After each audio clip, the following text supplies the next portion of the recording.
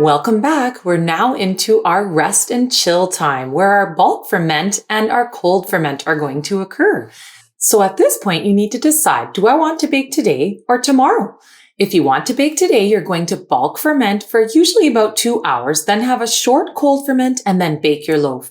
If you prefer to bake tomorrow, you'll do your bulk ferment about 2 hours, then an overnight cold ferment, and then bake it in the morning. And the choice is totally up to you. Both work wonderfully. Just remember that the cold ferment develops the flavor, so it will have a more sour taste to your dough. So you can either choose to work around your schedule or around your taste preference. It's totally up to you. And remember, the total bulk ferment time is temperature dependent. So if you'd like to speed that up and you have a proofing button in your oven, now is the time to use it.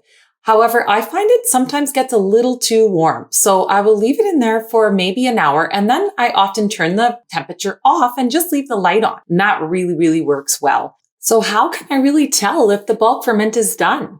Well, there are lots of signs to look out for. Number one, we have our sample dough. It will give us a clue of when our bulk ferment is finished. It will have lots of bubbles on the side and look like a sponge, and will have risen usually double of its height. And then once we find that that happens, then we can pull out our dough and have a look at it.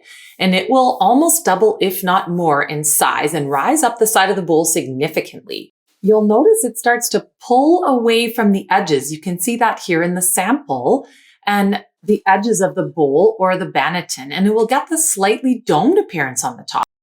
You'll find that the dough feels airy and soft and almost like a soft sponge. Then you can do the finger poke test. And in this test, you just poke with your finger and it will dent your dough. And if it slowly comes back up, then you know it's perfectly bulk fermented.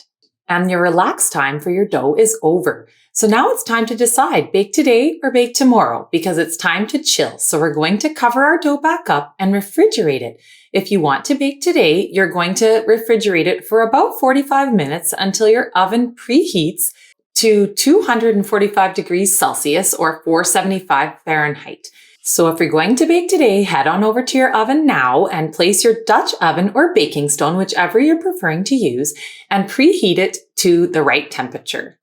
So if you've decided that you would like to bake tomorrow, either to suit your needs for your schedule or to suit your taste better because you'd like to develop the flavor further, then just go ahead and place your dough into the fridge to chill now, and it can chill overnight for 8 to 10 hours. This is your cold ferment.